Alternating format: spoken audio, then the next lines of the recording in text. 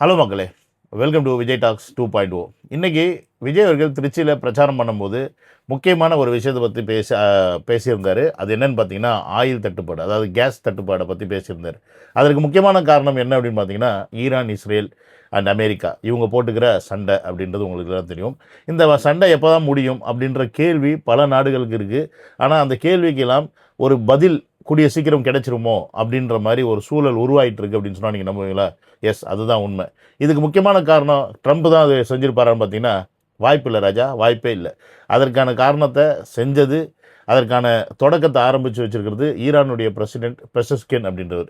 அவர் ஒரு கடிதம் ஒன்று எழுதியிருக்காரு. அந்த கடிதத்தில் பல விஷயங்களை மேற்கோள் காட்டி பதிவு பண்ணியிருக்காரு. ஸோ இந்த கடிதம் ஒருவேளை அடுத்த கட்ட பேச்சுவார்த்தைக்கு போய் இந்த போர் நிற்கிறதுக்கான ஒரு சூழல் அமையுமா இல்லையா அப்படின்றத நம்ம இந்த வீடியோ பார்த்து முடிக்கும்போது தெரிஞ்சுக்கலாம். இன்றைக்கி பெசஸ்கின் அவர்கள் எழுதின லெட்டரில் பார்த்தீங்கன்னா 2-3 விஷயத்தை கோட் பண்ணியிருக்காரு. ஒன்று அமெரிக்க மக்களுக்கு ஒரு மெசேஜையும், உலக மக்களுக்கு ஒரு மெசேஜையும், அதற்கப்புறம் ஈரான் எப்படிப்பட்ட நாடு அப்படின்ற ஒரு விஷயத்தையும், அதற்கப்புறம் இதற்கு எப்படிப்பட்ட முடிவு வேணும் அப்படின்ற விஷயத்தையும் பதிவு பண்ணியிருக்காரு. அது மிகப்பெரிய லெட்டர்னு வச்சுக்கங்களேன். அதை படித்ததுக்கப்புறமா இப்போ நான் சொல்கிறேன்.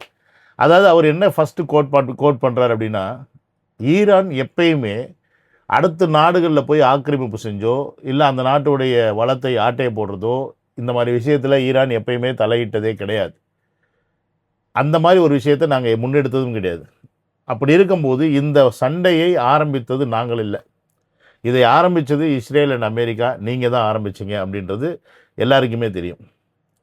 அப்படி இருக்கும்போது எங்களை நீங்கள் தாக்கும்போது நாங்கள் எப்பயுமே எங்களை காப்பாற்றிக்கிறதுக்கு டிஃபென்ஸ் பண்ணியிருக்கோம். நாங்கள் டிஃபென்ஸாக உங்களை தாக்கியிருக்கோமே ஒழிய அஃபென்சிவாக நான் உங்களை தாக்கலை அப்படின்ற விஷயத்தையும் பதிவு பண்ணுறாரு அந்த பிரசிடெண்ட்.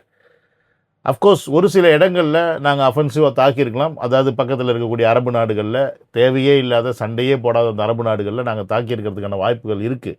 ஆனால் வேறு வழி இல்லாமல் தான் அதை நாங்கள் செய்ய வேண்டியதாக இருந்துச்சு ஒழிய நீங்கள் எங்களை அட்டாக் பண்ணாமல் இருந்திருந்தால் இந்த ஒரு பிரச்சனையே இருந்திருக்காது அப்படின்ற ஒரு முக்கியமான விஷயத்தை பதிவு பண்ணுறது. அதே மாதிரி எங்களுக்கு மக்களையும் அரசாங்கத்தையும் பிரித்து பார்க்கக்கூடிய அந்த தன்மை இருக்குது அப்படின்ற ஒரு விஷயத்த சொல்கிறாரு. இதில் என்ன நீங்கள் புரிஞ்சுக்கணும் அப்படின்னா, நாங்கள் அமெரிக்க மக்களை வெறுக்கவில்லை. எங்களுக்கு அமெரிக்க மக்கள் மேலே மரியாதை உண்டு, நல்ல எண்ணம் உண்டு. ஆனால் அமெரிக்காவுடைய அரசாங்கத்தையும் நாங்கள் எதிர்த்துட்ருக்கோம். அதனால் நீங்கள் எங்களை தப்பானவராக நீங்கள் நினச்சிக்கிறீங்க அப்படின்னா அது மிகப்பெரிய தவறு. எங்கள் நாட்டில் இருக்கக்கூடிய எத்தனையோ நபர்கள் வெளிநாடுகளில் வேலை பார்த்துட்ருக்காங்க. நீங்கள் அவங்களுடைய பழக்காலங்கள் எப்படி நீங்கள் பார்த்தீங்கன்னா தெரிஞ்சுக்கலாம். இந்த நாட்டுக்கு டூரிஸ்ட்டாக வந்துட்டு போன எத்தனையோ நபர்கள் இருக்காங்க, எத்தனையோ நாடுகளில் இருக்கீங்க. நீங்கள் அவங்கள்ட்ட கேட்டால் தெரியும் ஈரான் எப்படிப்பட்ட ஒரு நாடு, என்ன மாதிரியான வளங்களை கொண்ட நாடு. இது முக்கியமாக சொல்லப்போனால் ஈரானுடைய வளம், தொன்மையான வளம் ரொம்ப அதிகமாக உள்ள நாடு. அப்படிப்பட்ட நாட்டில் நாங்கள் இதுவரைக்கும் எந்த ஒரு பிரச்சனையும் யாருக்கும் கொண்டு போனது கிடையாது. நாங்கள் உண்டு, எங்கள் வேலை உண்டுன்னு இருக்கிறோம். ஆனால் எங்களை நீங்கள் இன்றைக்கி தாக்கி ஒரு மிகப்பெரிய பிரச்சனையை நாங்கள் பண்ணதாக உலக நாடுகளை நம்ப வச்சுக்கிட்டு இருக்கீங்க. எங்களை சுற்றி வெறும் போர் கப்பல்களையும் ஆர்மி படைகளையும் வச்சு எல்லா சைடையும் பார்த்து எங்களை அட்டாக் பண்ணும்போது நாங்கள் எதுவோ தீவிரவாத நாடு மாதிரியும் நீங்கள் ரொம்ப நல்லவர்கள் மாதிரியும் நீங்கள் உங்களை காமிச்சிக்கிறது எந்த வகையில் நியாயம் அப்படின்னு இஸ்ரேலையும் அமெரிக்காவையும் பார்த்து கேள்வி கேட்டிருக்காரு பெசஸ்கின். அது மட்டும் இல்லாமல் இதுதான் ரொம்ப முக்கியமான விஷயம். எங்கள் நாட்டுடைய வளத்தை அழிச்சிங்க, எங்கள் நாட்டுடைய ஹாஸ்பிட்டல்ஸை அழிச்சிங்க, ஸ்கூல்கள் அழிச்சிருக்கீங்க, எல்லா இடத்துலையும் பாம்பு போட்டு எங்கள் நாட்டுடைய இந்த வளங்களை அழிப்பதற்கு காரணம் என்ன?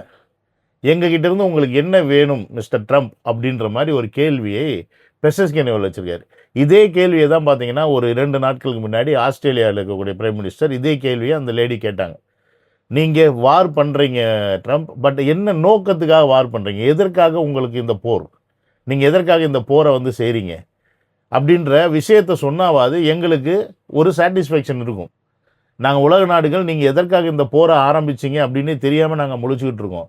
நீங்கள் உலக நாட்டில் நம்பர் 1 இருக்கிறனால எனக்கு அவனை அடிக்கணும்னா நான் எப்போ வேணால் போய் அடிப்பேன், யாருமே என்னை கேட்கக்கூடாதுன்னு சொல்கிறது எந்த வகையில் நியாயம்?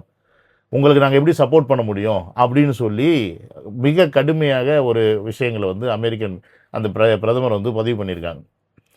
இதே கேள்விகள் தான் உலக நாடுகள் எல்லாருக்குமே. நீ எதற்காக இப்போ ஈரானை அட்டாக் பண்ணுற? இஸ்ரேலும் சரி, அமெரிக்கா ட்ரம்ப்பும் சரி, எதற்காக நீங்கள் அட்டாக் பண்ணுறீங்க? அந்த நாட்டுடைய ஆயிலுக்காகவா? ஆனால் கேட்டால் அந்த நாட்டில் நியூக்ளியர் ஃபெசிலிட்டிஸ் க்ரியேட் பண்ணுறதா சொல்கிறீங்க. அந்த நாட்டை நாங்கள் பாதுகாக்கணும், அந்த மக்களை பாதுகாக்கிறதுக்காக செய்கிறீன்றீங்க. ஆனால் அந்த நாட்டு வளங்கள் எல்லாத்தையும் நீங்கள் அழிக்கிறீங்களே, எந்த வகையில் நியாயம் அப்படின்றது தான் உலக நாடுகள் வைக்கக்கூடிய கேள்வி. அதே கேள்வி இன்றைக்கி பெசஸ்கின் அவரும் கேட்குறாரு. நீங்கள் இதை எல்லாத்தையும் அழிச்சிட்டு இங்கே என்ன நீங்கள் கட்டமைக்க வரீங்க, நீங்கள் என்ன இங்கேருந்து கொண்டு போக வரீங்க அப்படின்ற ஒரு கேள்வி வச்சு அதற்கான பதிலையும் பெசஸ்கின் அவர்களே சொல்கிறார். நீங்கள் இப்போ செய்கிறதெல்லாம் பார்த்தா, அதாவது அமெரிக்கா ட்ரம்ப் அதிபர் அவருக்கு நீங்கள் செய்கிறதெல்லாம் பார்த்தா, நீங்கள் ஏதோ ஒரு சந்தையை உயர்த்துவதற்காக செய்யக்கூடிய ஒரு வேலையாக தான் நான் இதை பார்க்குறேன். இது எந்த சந்தை அப்படின்னு நீங்கள் புரிஞ்சுக்கணும். அதாவது ஆயுத சந்தை. ஆயுத மார்க்கெட்டை இன்க்ரீஸ் பண்ணுறதுக்கு நீங்கள் ஈரானை தாக்கி நீங்கள் மிக வலிமையான ஒரு நாடு அப்படின்னு உங்களை இன்னமும் பெட்டராக காமிச்சிக்கிறதுக்கு நீங்கள் இதை செய்கிறீங்களோ அப்படின்ற சந்தேகம் வருது. ஏன்னா இப்போ இருக்க காலகட்டத்தில் பார்த்தீங்கன்னா பல வகையான புது வகையான ட்ரோன்ஸ் வருது, புது ஆயுதங்களை வந்து இந்த போரில் நம்ம பார்க்குறோம். இது வரைக்கும் கேள்விப்படாத ஆயுதங்கள்லாம் இவங்க புதுசாக இப்போ வந்து இறக்குறாங்க. இஸ்ரேலாக இருக்கட்டும், ஈரானாக இருக்கட்டும், இந்த மாதிரி ஆயுதங்கள் எல்லாமே இப்போ புதுசாக எல்லாருக்கும் தெரிய வருது. அது மட்டும் இல்லாமல் நீங்கள் ட்ரம்ப் ஒரு வார்த்தை சொன்னார்னா மார்க்கெட்டு திடீர்னு இறங்குறதும் சரி, ட்ரம்ப் அதை சொன்ன முடிச்சுன்னு மார்க்கெட் ஏறுறதும் சரி, இப்படி நம்ம பல வகையில் வந்து விஷயங்களை பார்த்துருப்போம். இது மூலிமா லாபம் அடைகிறதுன்னு பார்த்தீங்கன்னா அமெரிக்கா மட்டும்தான். மற்ற நாடுகள் எல்லாமே நஷ்டத்தில் தான் போகுது. அப்படி இருக்கும்போது இந்த ஆயுதத்துக்காக தான் இந்த போரே நீங்கள் ஆரம்பிச்சிங்களா அப்படின்ற ஒரு கேள்வி வைக்கிறார். ஏன்னா ஆயுதம் அப்படின்றது மிகப்பெரிய சப்ளை யார் பண்ணுறா அப்படின்னா உலக நாடுகளுக்கு அமெரிக்கா தான் பண்ணுது. அப்போ அமெரிக்கா அந்த ப்ராடக்ட்டை தயாரிக்குதான்னு கேட்டிங்கன்னா அமெரிக்காவுடைய அரசாங்கம் தயாரிக்கல. அமெரிக்காவில் இருக்கக்கூடிய பல ப்ரைவேட் ஆர்கனைசேஷன்ஸ், அந்த கம்பெனிகள் அந்த ப்ராடக்டை தயாரிக்கிறாங்க. அப்போ அந்த ப்ராடக்டை தயாரிக்கிறது மூலிமா அவங்களுடைய ஆயுதங்களை உலக நாடுகளுக்கு விற்கணும் அப்படின்னா அப்போ அவர்களுக்கு ஒரு அட்வர்டைஸ்மெண்ட் தேவைப்படுது. அப்படி அந்த அட்வர்டைஸ்மெண்ட் மாதிரி தான் இந்த ஈரான் போரை நீங்கள் உபயோகிக்கிறீங்களா, எங்களுடைய ஆர்மி தான் பார்த்தீங்களா மிக வலிமையானது அப்படின்னு உலக நாடுகளுக்கு காட்ட விரும்புகிறீங்களா? ஏன்னா இப்படி காட்டும் போது அப்போ அமெரிக்கா கிட்டே இருக்கக்கூடிய ஆயுதம் மிக வலிமையானதுன்னு உலக நாடுகள் நம்பும்போது எல்லா உலக நாடுகளுமே என்ன பண்ணும், அமெரிக்கா கிட்டேருந்து ஆயுதம் வாங்குறதுக்கான கான்ட்ராக்டை அதிக அளவில் சைன் பண்ணுவாங்க. ஸோ அப்போ இது அமெரிக்காவுடைய வர்த்தகத்தை பெருக்கக்கூடிய ஒரு மிகப்பெரிய வேலையை தான் செய்யும். ஸோ அதற்கான ஒரு திட்டம் தான் இதுவா அப்படின்னு ட்ரம்ப்பை பார்த்து அழகான ஒரு கேள்வி பெசஸ்கின் வச்சுருக்காரு. ஈரான் யுத்தத்தை விரும்பும் ஒரு நாடு அல்ல. ஈரான் வந்து ஒரு அமைதியான ஒரு நாடாக இருக்கணும்னு தான் நாங்கள் ஆசைப்படுறோம். ஆனால் ஈரான் ஒரு தன்னிச்சையான நாடாக இருக்கணும். யாருடைய கண்ட்ரோல்லையும் நாங்கள் இருக்க விரும்பவில்லை.